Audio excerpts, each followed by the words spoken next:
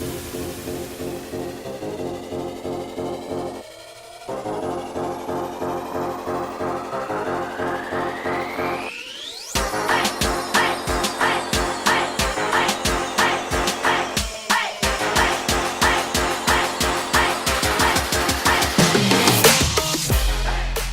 back, folks, to episode 5 of the Swim Guys podcast with the great Dan Thompson. Just a quick introduction here before I let Rory introduce Dan. This month is going to be the University of Toronto Varsity Blues month. So Dan Thompson will be kicking off an entire month of members of the University of Toronto Varsity Blues. Couldn't be more excited. Great episodes to come. Please enjoy. And we're back with the Swim Guys podcast. Thanks everybody for joining us. Today we are very excited and happy to have Mr. Dan Thompson joining us from Canada. Dan's background is quite extensive. His accomplishments are amazing. He's got 2 gold medals from the 1978 Commonwealth Games, 2 silver medals from the 1979 Pan American Games in San Juan, Puerto Rico.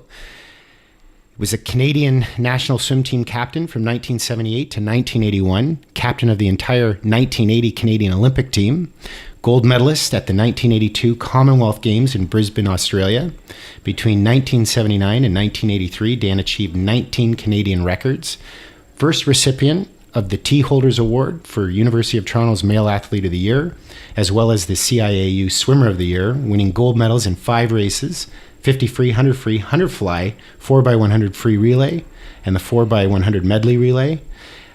Dan was actually undefeated in his event, the 100-meter butterfly, in 5 years of OUAA and CIAU competition.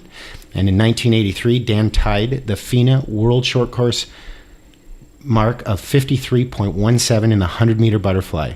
This made him tied for the world's best, another record. In 1993, Dan was inducted into the Ontario Aquatic Hall of Fame, and you still haven't hung up your suit. You have 5 world records in master swimming for the 50 and 100-meter butterfly events. Dan, thanks for joining us today. Oh, it's great. It's a pleasure being here. Yeah, amazing accomplishments. I guess to start us off, Dan, why don't you tell us how it all started? How did you get into swimming and when? It's a great story, actually. I was 15, verging on 16, and I was a competitive golfer at a golf club called Donalda. And I was fairly athletic, but never really had found a sport. And so I was coming off a golf course. I had a 6 handicap, so I was pretty good. Holy cow. But I couldn't putt terribly well.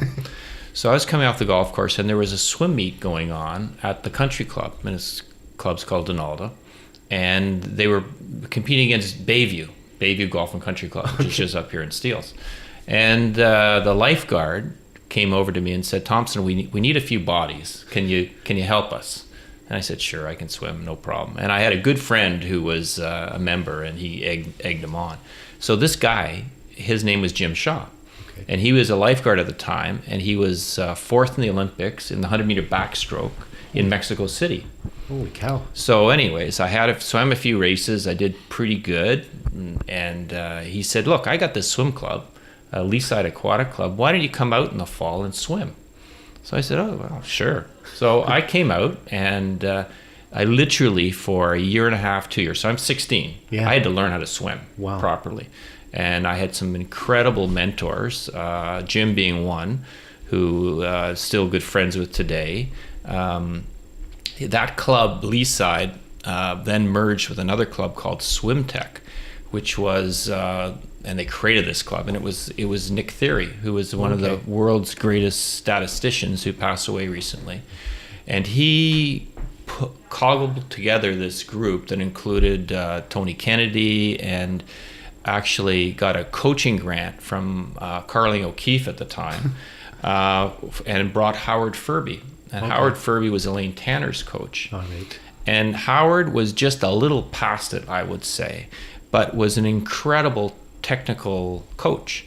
So I remember I had no endurance, drop dead sprinter. So Nick would say, this is sort of in my second year, he would say, "Okay, well, Dan, just go over there and work with Howard." And Howard was, as I say, one of the best coaches in the world. And he was actually he was an architect. And so he drew a lot. So he had these images and pictures of humans doing swimming. Really? And little plasticine models. So he literally taught me how to swim butterfly. And he showed me all the mechanics, where the feet should be, where the hips should be, what the pull should look like, and he did it all with these little plasticine models. Oh, wow. So when I got tired, and I do my and it was yards back then, I do 2,000-3,000, and I didn't have endurance background, so I needed to rest. Right. He put me over to Howard, and Howard would teach me how to swim butterfly. So I thought you were going to say he taught you how to rest. well, I needed a rest, but he was fantastic. So that's why I think my butterfly is still a classic butterfly, because I was taught by one of the best in the world. So yeah, it took a number of years to get to a point where I was even a relatively good competitive swimmer. And I remember I went once to so it's probably my second year. I went to a swim meet in Sudbury, Laurentian. I remember seeing Alex Bauman as a 10-year-old with these huge shoulders, right, and this crazy coach Yano Tahani, yes, telling him what to do. And he was like 10. Wow. And you could just tell, everyone just said, see that kid, he's going to be great. Yeah. And so anyways, I went 101, it was a long course. I went 113 for 100-meter butterfly. Okay. Which is ridiculous. And that was your first swim? Yeah, well, I'd been in meets, but that was my first long course swim. And then faster than my freestyle after a year. 113 wow. Long course butterfly. And then the next year, I came back a year later after some really good training and a bit of a breakthrough, when everything sort of clicked, and I went a minute. Holy. So to me, that was my moment, and that was the moment where people said, "Oh, this kid could actually be pretty good." Yeah. And I was probably, 19 at that point, 18 right, or something. Yeah. Right. Wow, that's amazing. Yeah, and you dropped a couple of names that I'm interested in hearing a little bit more about before we get back to you. So Nick Theory, if for anybody who hasn't heard of him, was the godfather or the founding father of swim rankings, right? Like was he always interested in statistics even at that time? Yeah, I mean, again, bizarre. He was an architect. Yeah. He started, but and he was a coach at the university settlement. And he had this incredible interest in comparing performances. Yeah. So it sort of started from his desire to figure out, what's that guy made of. Yeah. Mm-hmm. And so he would, and back in the day, it was faxes. Yeah. And it was people from all over the world that after the results of their event would send him a fax, and he would transcribe it. Right. He said he did have a computerized system, but it was very embryonic at the time. So no, he was always fascinated in statistics and numbers, analytics, and that's a funny story, because Nick, for the longest time, he would just look at me and say, "You're a turd." He would say, and he'd say, "Did you know, Dan, that in East Germany or in the US, there's a guy doing this set in these times, and you're doing this. Yeah. You're a turd." And so, I'd go to a meet. "No, you're still a turd." And then when I was in Sudbury and I went a minute, he said, "You're not a turd anymore." No, nice. So that was kind of fun. I only ever had one conversation with Nick, and so the club that I swam with was Tomac. Yeah. And I guess part of our enrollment or membership, we would get the swim magazine or the swim news magazine. I used to study that for hours, and I'd always look to see if my name was in the rankings. Yeah. And I changed clubs after 3 or 4 years, and the new club I went to, we didn't get it. So I remember calling him. I must have been, 16, 17 years old, and I looked up the swim news. And you got him. And I got him. Yeah, he answered the phone, and I explained the situation. I said, "Hey, I don't get the magazine anymore," and he cut me off, and he just said, "Hey, you made a big mistake, stupid." And then he goes, "But I can get you the magazine again." Yeah, he had a great heart, and he was a great man. Then FINA basically adopted him, and for probably 10 years he did all the world rankings for FINA until it became totally automated. But he used to go to all the games. You wouldn't see him at the event. He would just be in the media room doing all the stats. And then eventually he said, "Oh, I don't want to go. Well, why would I want to go to Brazil or wherever?"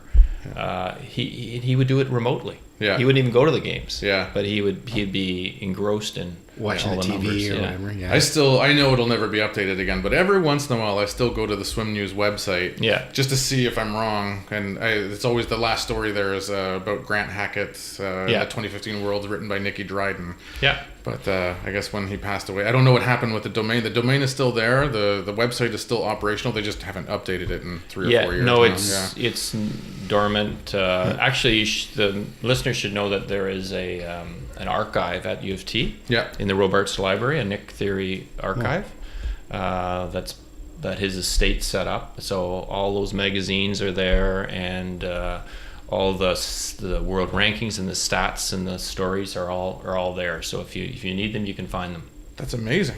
Yeah, I had no idea. I'm just writing that down. Yeah. Because, we'll stop. That out. Well, like I said, we're interviewing Byron McDonald next week, so we're going to his office. So Robarts is a 30-second walk from there. Yeah, and you could talk to Byron, and he'll know where it is. Yeah. Cool. Yeah, so you're talking about technical stuff. Yeah. So you talk about sort of the classic butterfly. So what would you say that is? Well, it's evolving a little bit. I mean, certainly when I was swimming, it was more up and down. But I think the key is it's that the athlete has to have that right balance of strength and flexibility. So I had that. For some reason, I had short legs and a long body and long arms. So I was able to get into that teeter-totter position quite easily, where your butt becomes the fulcrum. Right. And so I always think about trying to swim as flat as you can, right, but doing a long hourglass pull. But it's really the length of the stroke that creates the balance. And the other piece, and I think I gave you some advice. I didn't even know I gave you this advice, but is this notion of kicking up as hard as you kick down. Amazing. Which really helps you got to get that fulcrum and that balance. So, I think it's evolved a little bit, but and I used to swim more up and down, and now they swim flatter. Right. But I think the mechanics are still there. Luckily, it's interesting. Father time, I've been able to keep my weight and my strength. But I can't tell you, when you get over 60, the strength starts to go like this. But I have not been able to keep either of those things. Yeah, I'm just north of 40. If you can do that, then you're good. Yeah, you've kept the technique. I was telling you, Jason, the other day we were talking about when I went back, and I actually had the honor and fortune of swimming with you for about six months or so, and we were training for the nationals, the Masters Nationals, back in 2009, and.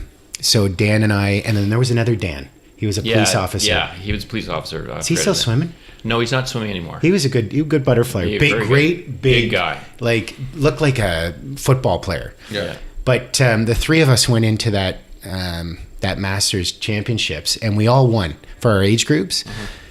The only difference is Dan was 2 seconds faster than all of us. You did like a 25.3 for the 50 butterfly. Oh yeah, that was a good swim. And that's when Phenomenal. That was the last meet that you could wear the full suit. Right, I did it up before the race actually. But you didn't wear goggles or a cap. Why? Well, because when I swam, I never wore goggles and caps. That was just, I don't know why, but international race, I didn't wear them. Now I do. Yeah. Just so you know. Yeah. Well, I saw a race recently where you broke a world record for the 100 fly, and you had a cap on. But I wear. So, I didn't now. I don't know why, but is it just you always did that, or just? Well, I just cut my hair really short, and I didn't want my goggles to fall off. Right. So I didn't want any distractions, and it really wasn't an issue. I only swim 100, and so it's not a big deal. You don't really have. I didn't like having to know where everyone was. I was more just zoned and on yourself, doing my own thing. So it really didn't matter. I mean, you could teach Chad Leclos a lesson there, right? Yeah, he's always looking around. Yeah, he's always looking around. But he breathes every stroke too, which I don't. Well, so does Phelps too, right? Yeah. So, do you count your strokes then? Do you know how many strokes you're doing? Yeah. And kicks, underwater kicks? Off the walls, certainly off both walls. I try and do 6 or 7 on the start still, and 5 or so on the turns. So it depends. Yeah, I count them. Well, that's, and how many strokes do you do in a 50, like on a 25? 13, 14. Like per length or combined? No, per length. Per length. Okay, Yeah. cool. I just want to know. I just started doing that in the last year. So I never did before, right? But it makes a big difference. Because I found that when you start counting, it takes your mind. Yeah, I'm not sure how many. Now I gotta recount. But I do 12, 13 in freestyle. Yeah, no, I think because butterfly, I'm 7. Yeah. And then 8. Okay. So you're probably like 6 and 7, I would imagine, something I'll like that. count tomorrow. Yeah. There you go. But I found that it's helpful in relaxing you, right? Yeah. So you're not as tense in the race. Yeah. If you're thinking about something different, right? Right. So anyway, yeah, cool. Yeah, that's interesting. I was telling Rory, so my first, well, really my only encounter with you, there's no way you'd remember, but I had only been swimming for a year or two, and I was at a competition at the Olympium, and you know where all the bleachers were there, and I remember there was all of a sudden all this buzz that Dan Thompson was there, and you would have been in your 30s at this point, I think. And they were talking about, Dan Thompson's here, and because I came back there. You came back, and I think they were talking about how you made nationals. Yeah. On your first swim back, you made the national qualifying standard, but there was all this buzz in my club. I don't know if anybody ever talked to you about it, but how long were you gone for? Because at that time, that's like, an old age. Yeah. Now you see like people swimming into their 30s, but at that time. But I think I was. So I retired at 28, which is really old. Yeah. Which was old. but I retired with an injury. So I had shoulder injury. My labrum was sort of stretched and torn, and so for like 2 years I did not swim. I did not swim. And it's funny because the body it'll grow back. Right. And I strengthened it. So my shoulder's pretty good now. It's not perfect, but it's pretty good.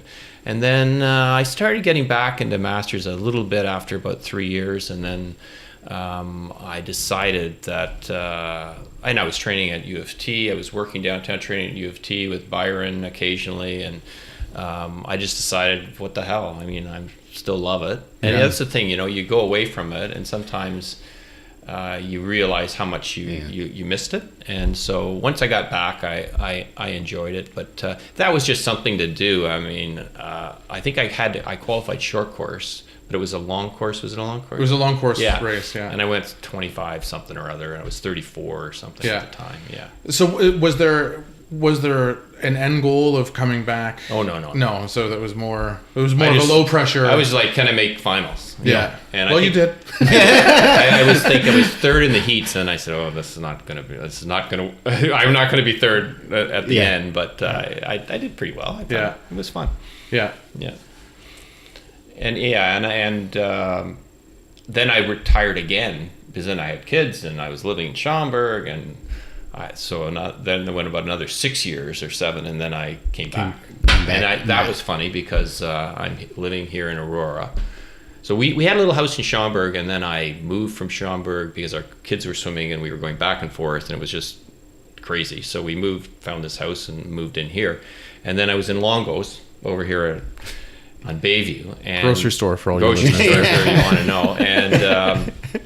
And Nancy Black, who I swam with, who was the Masters coach, just cornered me. Yeah, and you had no choice. No, I know. You had no choice, and I said, I don't want to because I got my family's young, and no, you just come on back. You just she's amazing. Come for a day, a day or two a week, and I did, and I enjoyed it, and I've been there ever since. Yeah, but she's no longer. She's still coaching, she's not the kind of the head coach, but she's still the coach. She is amazing. She was ruthless. Like I met her at a swim meet, and she grabbed me and said, "You got to come swim with us." And that was it. And you're right. You couldn't say no to her. Yeah. She was phenomenal. But I really enjoyed it. She was one of the funnest coaches I had for sure. But I don't know. It was a good group. Yeah, and I think especially when you get into masters, it's all got to be about fun, the enjoyment and fun, and because these people have little time, they've got other things going on in their life, so you get them for, and I'm coaching now. Good. So it's been fun, but you get them for an hour, so you got to see what you can get out of them. Yeah, and they've got all sorts of distractions in their lives, so I enjoy that because for one moment you can get them to think like they're real athletes, you Right. know, and that's the fun part, I think. Yeah. Well, you had mentioned your daughters. So they both swam, Dan? Yeah, they both swam at Newmarket Swim Club, and you know, it's probably a good teachable moment here because, like all world-class Olympians, you have this perception of what you think your kids should do in life. Right. And I did want to because I knew that they needed to have, you know, a broad exposure to different sport experiences, and so they played soccer and they did all sorts of things, but you know, in the end I wanted them to swim. Sure. And in the end I was probably, when I look back on it, I was probably a little too forceful into how I streamed them into swimming. But anyways, they enjoyed it for a while, until grade 12, and they were good swimmers. And I think for me and for them, it's what that taught them, because they, you know, they would get up at 4:30 in the morning or whatever that ungodly hour was. I'd have to drive them most of the time till they were 16, but they got a lot out of it. They you know, Caitlin got to be an age group finalist at nationals once, but then the hard part was then they got to the point where they didn't really enjoy it, and they wanted to quit, but they were afraid to quit because of me. Oh, geez. So you know, that and in the end I just said, no, it's all good. But you know, at some point, you know, you got to just say, what's the best for my kid? Absolutely. And I think the biggest learning that we're all getting, and you know, looking at how Norway did at the last Winter Olympics, and you know, in Norway, they do not allow, their sports system it does not allow athletes to compete competitively until they're 13. Right. Like, you can't go in a meet or a competition. And they were crazy good. They were crazy good, and it's also about team and relationship, too, right? and a lot of cross sport work. So, you know, I think giving kids just a very balanced introduction to sport and letting them choose, and really being careful about competition in those really under 14. Really being very careful about how hard, what pressures you put on your kids. Yeah, absolutely. You know, you mentioned that you sort of started late, you know, 15 or 16 years old. To me, that's the right age. I feel I started too young, because I was put in at 7 years old. And by the time I got to high school, I was burnt out, you know, from all the morning. And it was unfortunate, because I loved the sport, but it was just too much. Now, I had great parents. They weren't, you know, hard on me or anything like that, but it got to be too much. So I like what Norway's doing, and I like what you said. It's just let them enjoy it and try all kinds of sports, and then, you know, pick it, and then they're doing it for their own interest. And I was fine the way I grew into the sport. I wish I had picked a sport that was a little more aerobic than golf. I mean, I was golf and gymnastics. Well, that really, there wasn't a lot of aerobic endurance. So I was really behind the 8 ball in terms of that. But, you know, in the end, it all worked out, and I love being a swimmer. Oh, that's awesome. Speaking of the golf to swimming crossover, did you ever follow Ed Moses when, because he went from golf to swimming too, right? Yeah. He was a breaststroker, unfortunately. Yeah. But well, breaststrokers are different. No, I not too deeply, but it can be done. There you go. Yeah. I wanted to go back, I guess, to your national team days. Rory may have covered it in the introduction, but what was the first national team that you had made? Oh, that's an interesting story again. So fantastic. That's what we're looking for. Back in the day, it was actually really kind of funny. I made the national team in the 50 free. Okay. And Sport Canada had come out with new standards. So back, I'm thinking 1977 or 76 probably. After I didn't make the Olympic team, I was like, now I got to tell that story. Okay. I was like 6th or 7th in the 1976 trials. And then Nick said, Dan, this is the standard. You can do this. Mm-hmm. So there was you remember they had these incredible following and great meets, the Canadian Dolphins out in Vancouver on that saltwater pool at Burnaby there. Anyways, I swam a 50 free. I bet you it was like 25-1, and I made the national team. Wow. Long course. Wow. Was it your goal to make it at that time? It was just it was just that was sort of a spur of the moment. But then I made the team officially in 1977 when I qualified for the World Student Games in Sofia, Bulgaria. Right. And that was my first international competition. I hadn't yet been accepted to U of T, or I had just been accepted to U of T, and then my first opportunity, even before I went to school, was to go to the World Student Games in Sofia, Bulgaria. Yeah. And that was fascinating. That was, really a communist state. We arrived, it was like chaos. We went to the pool. The pool was green. It was a 50-meter pool outdoors. Just like Rio. Just like Rio. It was green. And I remember Graham Smith was on the team, and his hair actually turned green. Oh, jeez. And luckily, they got the filtration sorted out for the start of the event. And most of that team is still alive, folks. They're still alive. And, Ann Ottenbright was on that team, and Gagnon was on that team, Andy Ritchie was on that team. And so it's funny, I've got some pictures. I go back. Robin Campbell, my first U of T coach, was the manager. And we had a deal with the coaches that based on, this is university, right? So this is a little different. And FISU is a great experience. But based on the number of medals that we got, that they would buy us beer or a party. Canadian party. What was the legal drinking age? Well, who knows? But it didn't matter. So we swam really well. Swam your asses off. And we had this party you wouldn't believe. And even better is that, so they had American Doll. They came with American dollars. So they took the American Doll. These are the coaches. So this would never happen today. And they went to the black market and they traded for the whatever the currency was, and they got $8 zillion.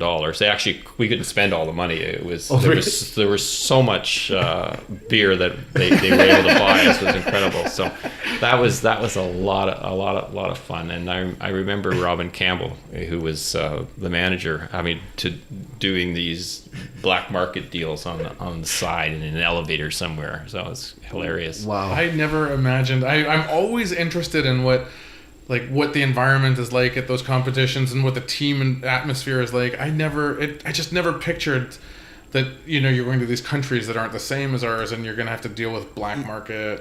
Communists. Like, you probably couldn't go out at night, or could you? Or? Well, you're in a games environment, so you're okay because you're in this confined area, a village area. So it was okay, but it was pretty rough back at that point. And then I went to 78 Commonwealth Games, which is a totally different experience, that was sort of my coming out in a way from as a butterfly. That was in Edmonton, right? Yeah, in Edmonton. So that was awesome. And I remember my parents coming, and they were in the stands, and I won, and the coach had to go up and say, okay, now your son is like a real swimmer now. So this is serious. You weren't a real swimmer at the previous? No, I wasn't. It was a serious thing. He was a beer drinker there. Yeah. But so were your parents athletes or swimmers? No. My dad was not. He really couldn't swim very well, but my mom was always a good athlete. So, but they were great. They just wanted me to be successful in what I did, so they didn't really push me into any sport. Right. So that's how I sort of wound up into swimming. So was that your first? Well, you medaled at the FISU Games the year before, right? But was this the first gold that you got from the international? What was that moment like?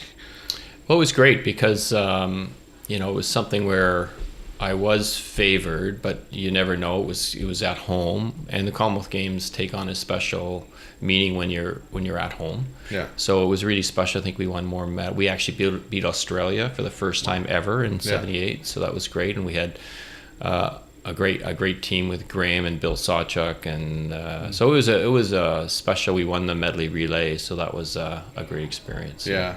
Yeah. Now you mentioned there's a real funny story about the Olympic team. Well, about Byron. Trials. 76 trials. So I had been going to get my hair cut with the same barber. His name is Sandy, since I was 3. Okay. And you'd go into his barbershop. I still get my hair cut from him occasionally when I'm right downtown. And he's at Yonge and St. Clair. And he'd put a board on and he'd cut my hair, and my dad would bring me in. So he was a bit of a celebrity hairstylist. So back in '76, Byron McDonald was, remember, he made 72, and then he came back in 76. He went to train Don Talbot in Thunder Bay, and he didn't make the team. He went 58-1. I actually beat him. Nice. You can tell him. Nice. Stick it, Byron. But he was kind of a celebrity in those days. So the CBC wanted to do a story. And he had hair down to his middle of his back. Okay. Oh You my can God. ask him about that. And, Rock star. Yeah, I mentioned star. we're interviewing him next Yeah. week, and I'm going to ask him about the hair for Yeah. sure. yeah, tell him about the hair. Was it a mullet? No, it was It's just just crazy. crazy hair. And he put it in a cap and the whole thing. So he wanted to make the team in 76. So CBC found him a barber. Well, they found him my barber. So he goes to my barber and he gets his hair cut. You know, you get the before and after shot. And then he's in the front of the Toronto Star. It was Toronto Sun, I think, at the time. And this picture of Byron getting his hair cut. And I'm going like, You wouldn't happen to have that picture, would bastard, that's my barber. What's he doing getting his hair cut from my barber? So we joke about it all the time. And I'll just never forget that. I'm going, Sandy, how could you cut this guy's hair? This is my competitor. Yeah. So anyways, we became great friends. And he actually was, so Robin Campbell was my first coach at University of Toronto. And he was great. And Robin kind of knew, well, you know what, I probably am not the guy to take this team forward. So Right. Byron was at York, so he brought Byron over, and they sort of coached together for the first year, and then Byron's taken over ever since, and he's just done a fabulous job. yeah. And he's, and I think the coaches are really, well, they're kind of 90% of the equation in my mind. And he has such incredible tone and manner. Like he can read a person and know exactly what to say at that right moment.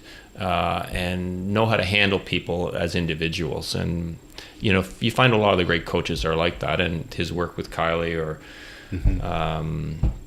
Marianne Linford, et cetera, is a testament to that. So, you wonder, well, how do these guys keep producing these medalists? And there's some innate quality of certain coaches that they just have this great rapport with people and their ability to get the most out of them, and he's a great example of that. Yeah. That's amazing. Yeah, I swam for Byron 20 years ago. I swam Yeah. for U of T from 95 to 98. And it's still like the fondest memories of my life, and he was great. I babysat his kids. Did you do the Thompson trots in the pool? So We did, there was it's Are funny. they your trucks? They're my trots. So Okay. what would happen, Byron had this, we started this set, and I actually helped design it, where I think you did 4 times 25. You did a 200 in the water, then you had to get out and you had to run 4 times in the teach pool. Okay. Like run. Yeah. And it's burning your thighs. Yeah. And then you get out and you have to go a 25 fly all out. Nice. It's called the Thompson trots. I wonder if he still does them. I did them. He still does them, and Yeah. so I was Nice. there for CIs or OUs the other, and I'm presenting a medal, and I go by the team, and Linda says, and that's Thompson. That's the Thompson trot. That's him. It didn't even occur to me that was named Yeah. after you. And they said, oh, that's good to know, because he said, but we don't like doing that. I said it's character building. It's good for you. Yeah. Oh, that's great. Yeah. So that's funny. That's a good story. Yeah. I remember, did you ever swim with Mark Irwin? I think Yeah. he swam for York. I remember him telling me a story about all the guys from York watching, listening to Byron when he first became an announcer. And maybe that was for the Commonwealth Games, was it? Probably, yeah. And they were saying it was a relay, and I guess Byron had made a mistake. It was his first time, and he made a mistake. I think he meant to say he's really spurring him on. And on national television, he said he's really sperming him on. And I guess the swimmers didn't. They let it go. They didn't mention anything for 6 or 8 months, Right. and then they just never let it go. Right. Yeah. Mark's a good friend. I swam with Mark, and he became a chiropractor. Neil Harvey swam with Byron and us. So when I came back after I was about 34, there were about 5 guys we used to swim at U of T. So it was Mark, it was Neil, it was Greg McEntee. Yeah. There was 5 or 6 of us who used to swim there, and he'd give us Friday morning. He'd give us a lane. Oh, nice. Yeah, and it's to have that rapport with the team is kind of fun to say, well, these guys have done it. They've gone out. They've been successful in their life, and they're back. And it's nice to be able to just have that connection again. Yeah. It's swimming's such a great sport, right? Because you can do it your entire life. There's not a ton of stress on the body. You're still swimming now, right? Yeah, I swim 3-4 times a week, and I go about 4,500 meters a workout, and we have our provincial Swim Ontario provincials coming up in Barrie in 3 weeks. So this morning I did a set where I'm coaching, so I'm actually coaching, then I get in the water. It's kind of bizarre. Yeah. But we did a bit of an endurance set, and then we did a set where we did 200 drill. Okay. And then we do 6 25s on 35, 25, 12 and a half fast, 12 and a half easy, and then we do a 75 fast. Okay. And then 25 easy. We do that 3 times. So it's sort of, you've got to get, because you just can't go in a meet without having some speed work done. So I think I went 47, 46, 48, somewhere in there. Oh, nice. That was good. Yeah, that is Butterfly. good. Yeah. Nice. So I can still do it. Still got it. And you still like competing then? You still get the same? I like once, twice a year. That's it. Because I also am an avid cyclist. So Saturday morning I'll leave here and I'll go 80, 90K. And I'm a member of a cycling club. So wow. But it's interesting because those are things that are gravity assisted. I'm good. So cycling, swimming is good, but running, I'm not so good anymore. So no triathlons? No triathlons. No. I did them a little bit, but I couldn't run, so it just wasn't a lot of fun. Yeah, in the same way. So you have endurance now. Well, I wouldn't call it endurance, but I'm probably as fit as I was when I was swimming. Yeah. Just to revisit the national team. So you had the student games, you had the Commonwealth Games. Was there a favorite national team that you were on, or what were your most pleasant memories? I guess? Probably the most pleasant memory was being on the national team in '78. In Edmonton, because that was it was in Canada. It was a special moment, so that was great. Then I went to 2 world championships, one in '78 in Berlin. I was 5th, and that one was good. I was so into it, I was so new that I don't think I really understood just how important that was. So I was like second to about 85 meters, and then I croaked a bit, but and I just came 5th, so that was good. And what was did you go to the 82 game? Yeah, in Brisbane. So I won the 100-meter butterfly, but that's the famous case of our relay was disqualified and I left early. So that was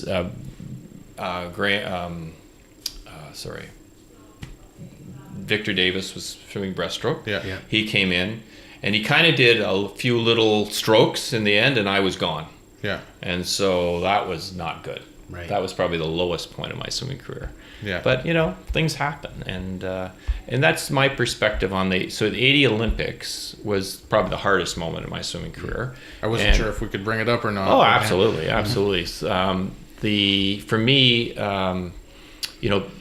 Canadians took it one of 2 ways. You either were bitter and you let it fester and it bothered you, and it bothered me, believe me, because we kind of knew in about November that this wasn't going well, and then it was sort of April that Marc Lalonde made the announcement, who was the finance or the external affairs foreign minister, and you weren't going. So for me, the hardest part was between that sort of April to May to actually get your shit together to actually make the team. Right. And I did, luckily, but I wasn't terribly motivated, and we didn't go, and we had an opportunity to go to a whole series of dual meets in Hawaii, and then I think they went to Europe, and I said, no, I'm not going. So I went to a friend's cottage, Go Home Lake up here. Oh, yeah. And I spent the summer up there and had a great time. That wasn't a great experience, but then at some point you just say, this swimming has been so good for me. It's done so much to shape who I am and how I think. And so I just say, look, it was an event. It didn't happen. But on balance, when you look at my swimming career and you look at it, at what it's given me, that it was a positive experience. So I think I was able to go on from that and actually gained some strength from that, where others, certain people have become quite bitter over that whole experience. But what are you going to do? I mean, it was out of our control. It wasn't right, but you have to move on. Yeah, good for you. When you reflect on it now, like, is there any? So the decision that they made to boycott the games in Moscow, I personally don't think that it was the right decision. I don't know. I agree. It was not. It was not the right decision, and it was basically Bay Street deciding that they needed to follow the American example, and all the wrong reasons. So, but what are you going to do? I mean, it's a decision. But I think it one lesson is that it has changed how the world thinks about the games and the importance of participation. I know we've had boycotts since, but and then we've got doping issues, but that's a whole other thing. There is no role for politics in sport, and it does creep in occasionally. But I think our Canadian Olympic Committee and most nations are on the same page now in terms of the value of competing and the fact that the Olympics is one of the primary peace movements in the world. Mm-hmm. The people that made the decision to boycott, did you? I've never read anything. I don't know if they ever addressed it. Do any of them ever acknowledge that they do? Like, do they still think they made the right decision, or that they made a mistake, or does it even come up anymore? Well, Pierre Trudeau, he was never in favor. He did not want us to boycott, but he felt he had no choice because of pressure from the U.S. Yeah. And then he had the Bay Street boys, who were all part of the Olympic Trust at the time. So there was the board of the Canadian Olympic Committee, which at the time was a bit of a family, and then you had the Olympic Trust, which is the group raising money, and they were all, we got to follow the U.S. lead. So really. That was just a different time, and that would not happen today. So you kept swimming after that. What was motivation any issue? I mean, no, you said in the summer it was. And you think you get over it quickly. And I think by then I had 81. We had a dual meet in Russia, and then we flew to Pan Pacs in Tokyo, and I was second there, and then we had the Brisbane Games. And World Championships in Guayaquil. So there was lots to keep me going. Yeah. And was there any aspirations to continue on to 84? Well, I did. That's an interesting story. So in 83, I was swimming fantastic. I set that world mark, and then my shoulder gave out, and I had a labrum tear, and it just kept on getting worse and worse and worse. And Byron didn't know what to do with me. We went to Florida to try and chill out, but it wasn't anything I could do because my shoulder had become very loose. And so I continued to swim. I had cortisone injections, everything. It wasn't going to fix it. So for some reason, because I love the sport so much, I went to the 84 trials. I went 56.3. I missed the team. I knew I wasn't going to make the team, but I just felt I needed to finish my career, and I wasn't ashamed that I knew I wasn't going to make the team, but that I thought it was important that I do that. And it was kind of funny or weird maybe at the same time, but I had more people come up to me and say, thank you for competing, and you were a great competitor, and I learned a lot from you, which was kind of inspirational for me. And I actually had a great note from a MP who said, my son has followed you over the last number of years, and you made a real difference in your life. So I just want to congratulate you on your career. So it's moments like that are important, and that you cherish. Oh, that's amazing. Yeah. There are a lot of those special moments, and you just kind of triggered something in my mind. So I don't know if anybody else ever recognizes it, but there's those special moments where you get to race against greatness, right? So those people that got to race against you, if you didn't compete, they never would have had that moment. I remember as an age grouper, I was in the same heat as Deke Botsford in the 200 back, and he almost lapped me in the 200 back. It was crazy. Yeah. I would have only been about 15 years old at the time. I'd only been swimming for a couple of years, but I was just excited that I got to swim in the same heat as him. Yeah. That was a huge moment for me, and I wasn't a backstroker, but I'm sure that there's a lot of people, well, at least 7 in the heat, that were really excited to just have that moment to be on the blocks at the same time as you. Yeah, I'm sure if you look back, like there's the accomplishments, the medals and that, but it's the stories like that where you're actually impacting some kid's life somewhere. That probably, I imagine, means as much to you as the medals maybe. Oh yeah, it really does. And just to know that you were a positive role model and that you people to aspire to emulate you or to, follow in your footsteps, it feels good. And yeah, and I had those same opportunities to compete against him. Michael Gross was swimming. I was just about to ask you about that. Yeah, and nice. That was a funny. Yeah, let's hear that. I got to hear him. The albatross. The albatross. So we actually. So I'm in '78. I'm on the board of Swimming Canada as an athlete rep. They don't do that anymore. It was good, and I learned a lot. But I remember being at a board meeting, and they said, "So look, we're going to have this dual meet. We can either have this dual meet in Toronto, or another group." The people in St. John's, Newfoundland, want to host the meet, a dual meet against West Germany. And so I'm the national team rep, and I'm saying, you know what, we got to take this sport across the country, and we got to go to markets to inspire kids. So we voted, and we were off to St. John's, Newfoundland, which was kind of fun for the Germans because they would never get to Newfoundland, and it's a place onto its own. And remember, they had just had the Canada Games, and they had that Canada Games pool. So we arrived there. We had a plane I think we had a training camp in Toronto, and we flew to St. John's, fogged out. Right, because there's fog there all the time. We were in Gander, so we get to Gander. Was it an outdoor pool? No, we get to Gander, and then it's a 2.5-hour bus because they could land in Gander, but they couldn't land in St. John's. And then we took a 2.5-hour bus to St. John's. St. John, yeah. And I got Graham Smith saying, "So whose idea was this to have this meet there?" And it was me. But anyways, we got there. They had more people in that pool than they've ever had. They had 3,500 people in that St. John's Aqua Dome or whatever it's called. And I remember swimming against Michael Gross, but he beat the pants off me. Is that right? He beat the pants off of everyone. Yeah. He was going like 53.7 at the time, and I think I was going 54 high or 55 low at the time. So, he was a great swimmer, and I actually ran into him years later at a World Masters Championships and had a great chat with him. So, those are great moments. And how was his English? It was better with the second time through. The first time through was not very good, but I'd love to interview him too.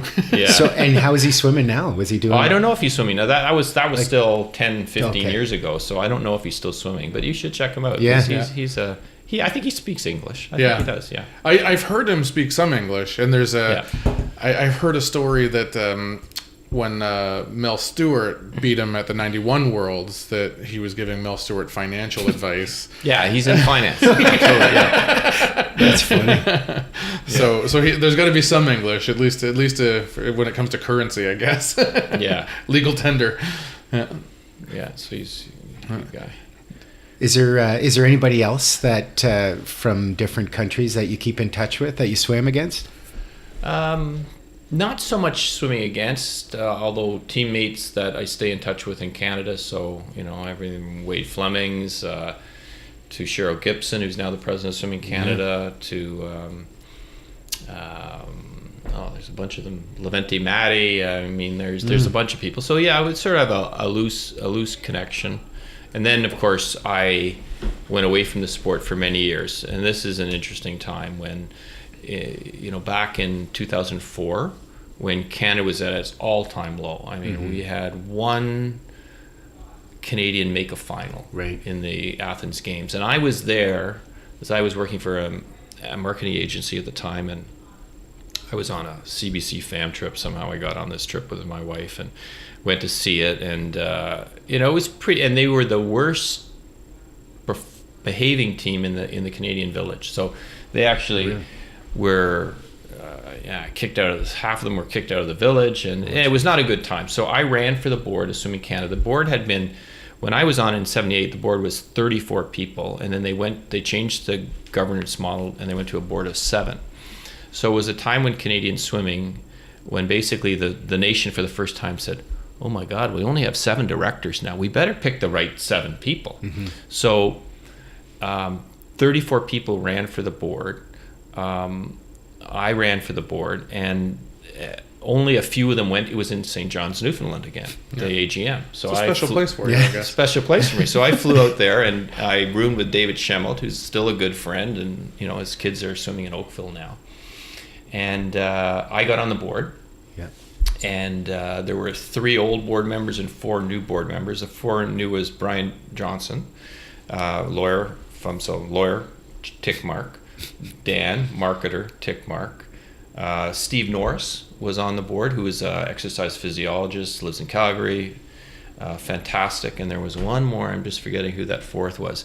And then we sit in this is a funny story. So what happens is you have your AGM, you get elected to the board, and then you go to have a board meeting, and at that board meeting you decide who the president is. Right.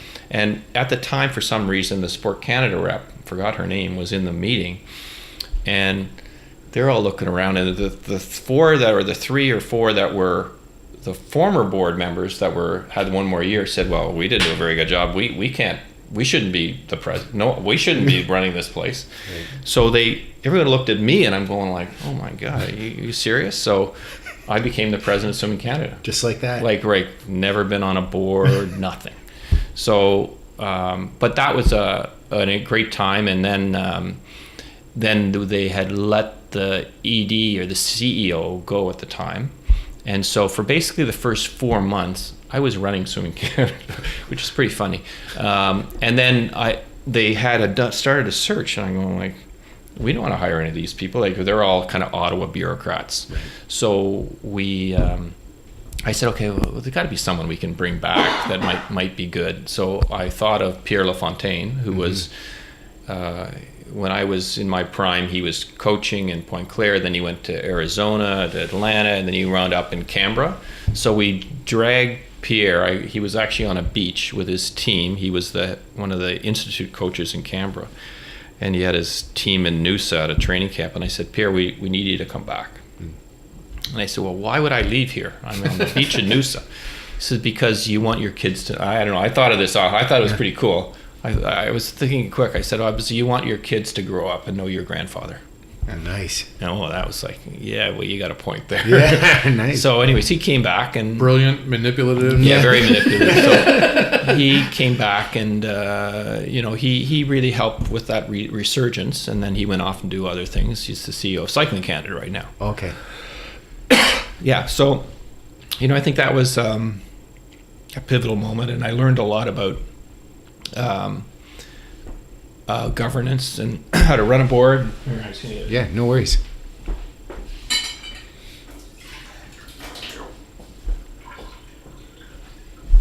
Yeah, so I was on that board I was the president for 4 years, and then I was on the board for 6 in total, and really proud of helping with that resurgence, going from an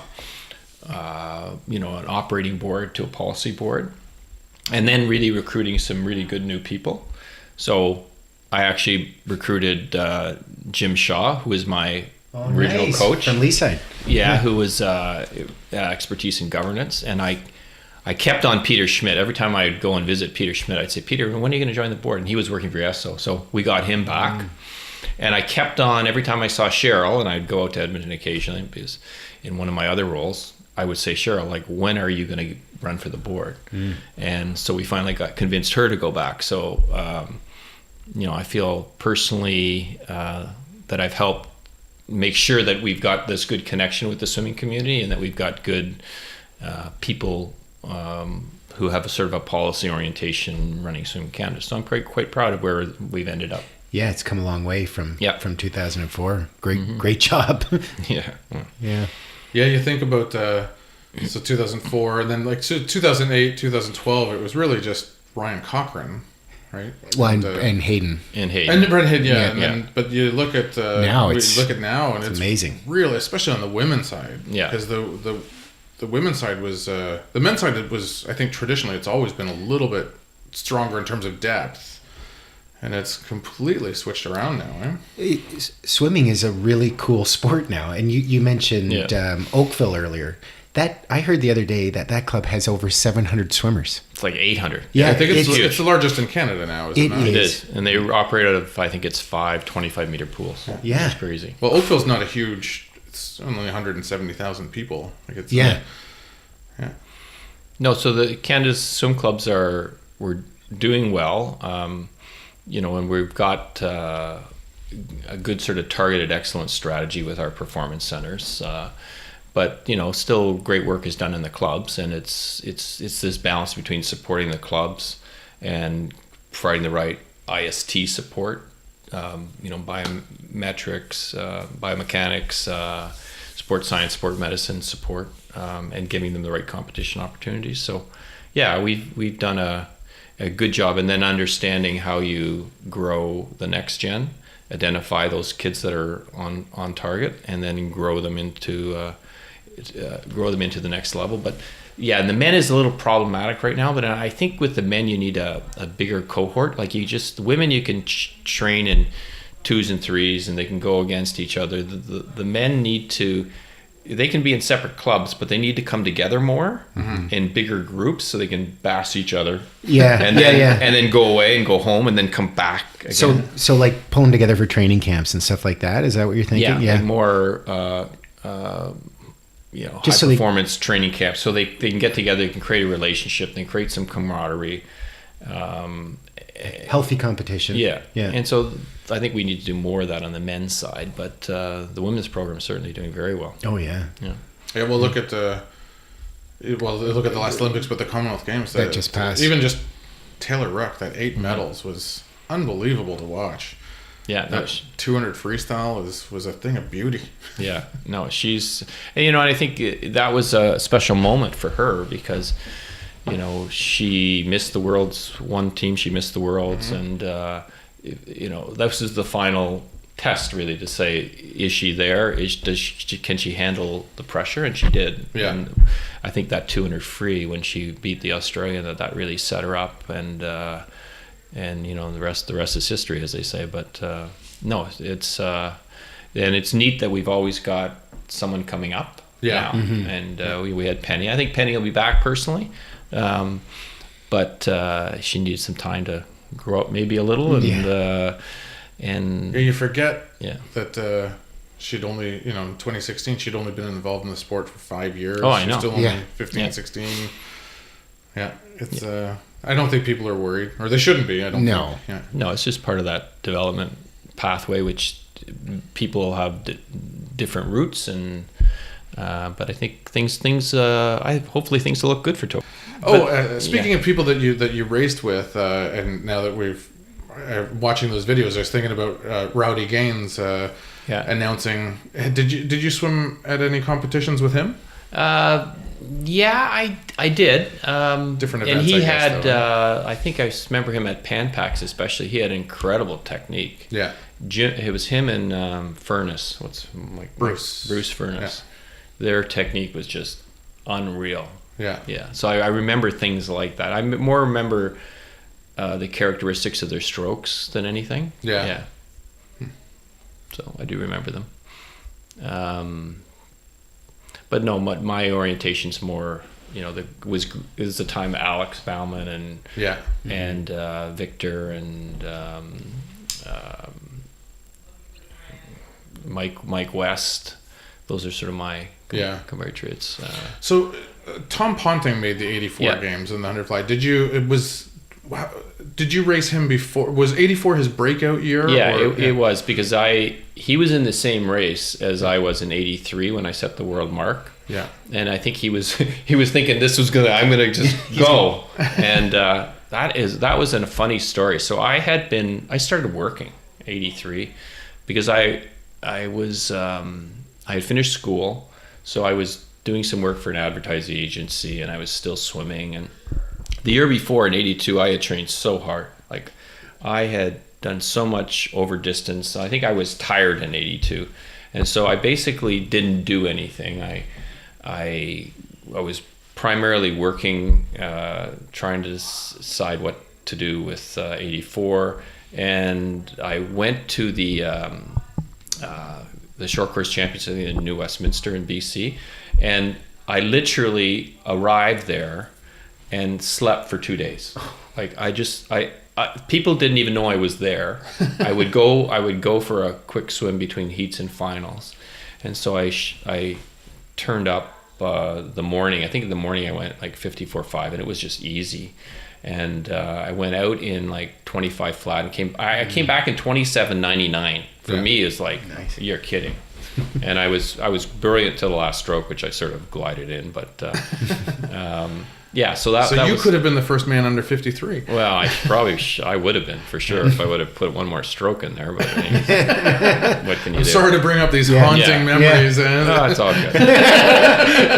It's all good. So but Tom Ponding was in the race, and he went 54 or something, so I beat him. So yeah. But then then he went on and had a great career, and I think he's coaching now out in the East Coast somewhere. And he became the first man under 53 a few years later. He went 52.6, I believe, at the CI champion. Was it CI? I think it was CI's.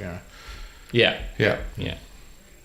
And I enjoyed CI. University swimming was great.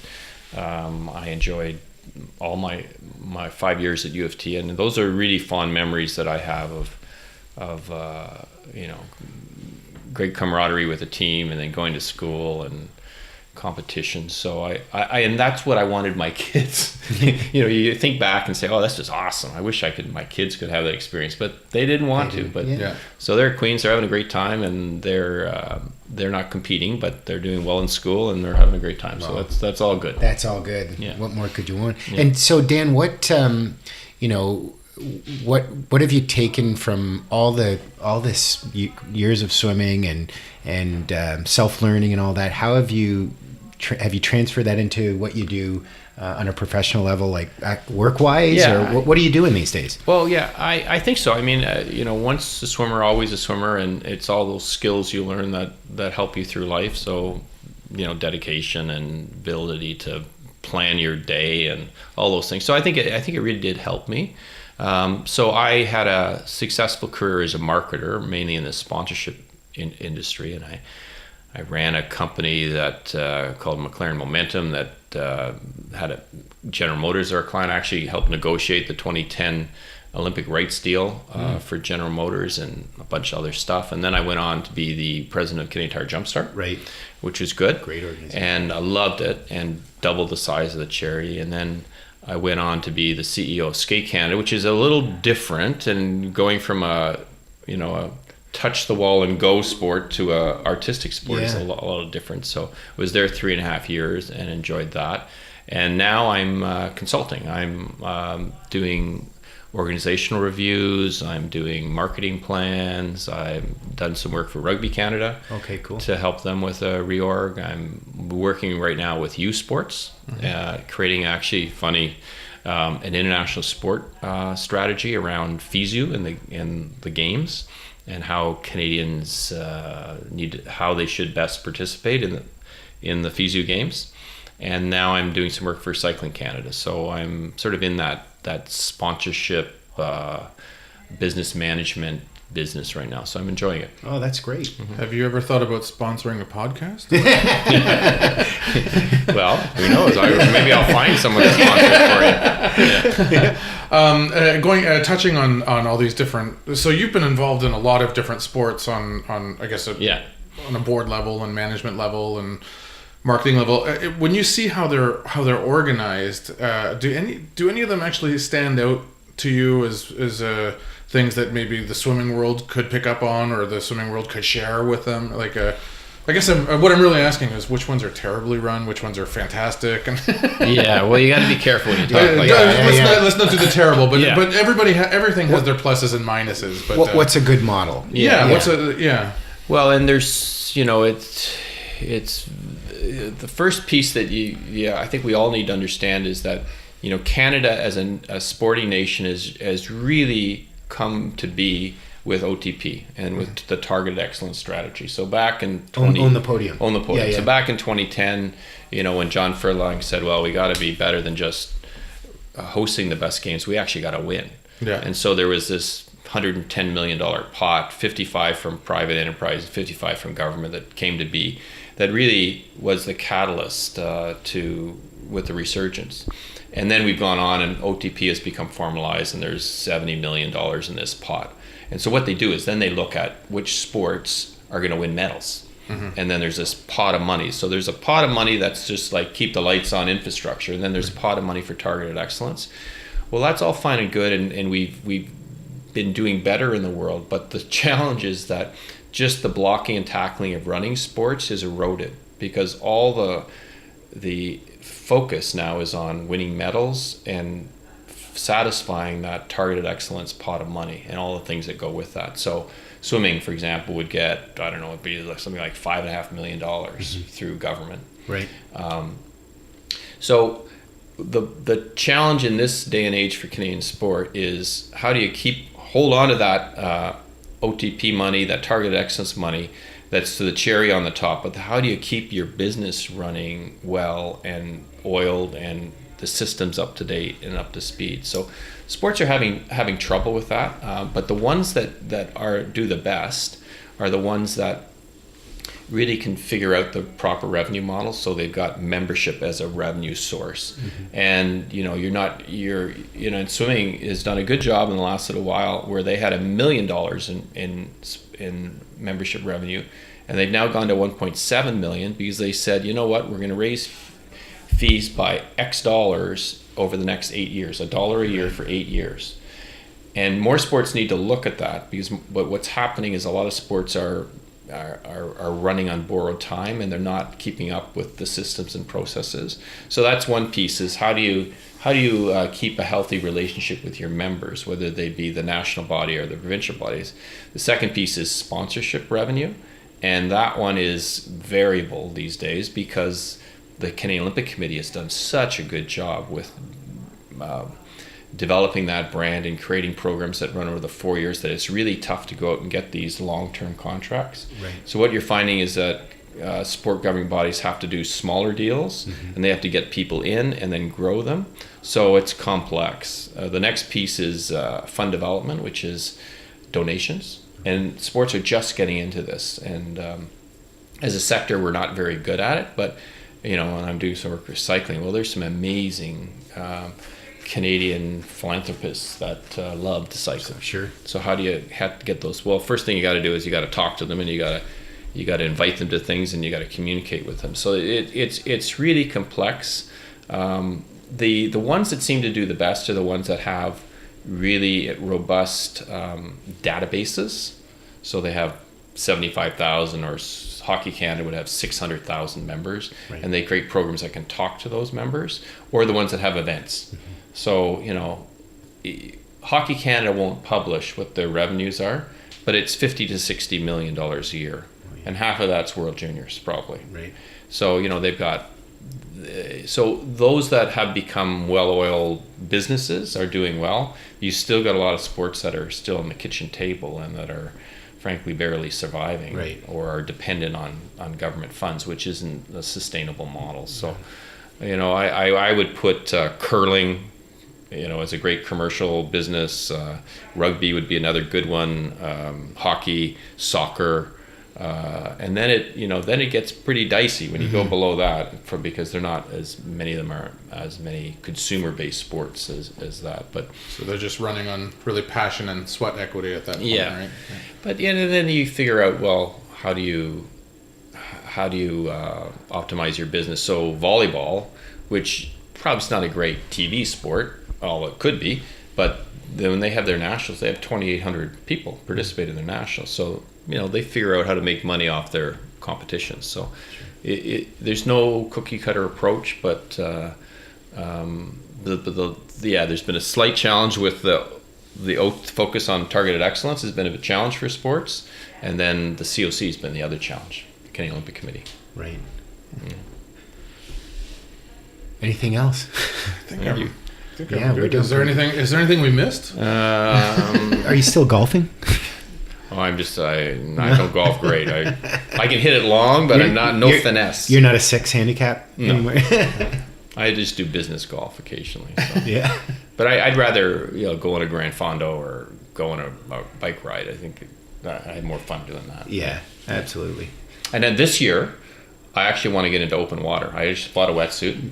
Okay. And I might go the odd time to Lost to just check it out. I've talked to Rob Kent. That's what you were telling me. I started with Lost 2 summers ago. Yeah. And I went almost every day. They don't make wetsuits. They don't make wetsuits my size, so I just went in the good old swimsuit, naked they say. But I had a baby. Well, my wife and I had a baby last summer, so I barely got in. But I love it. I wish I had discovered open water 25 years ago.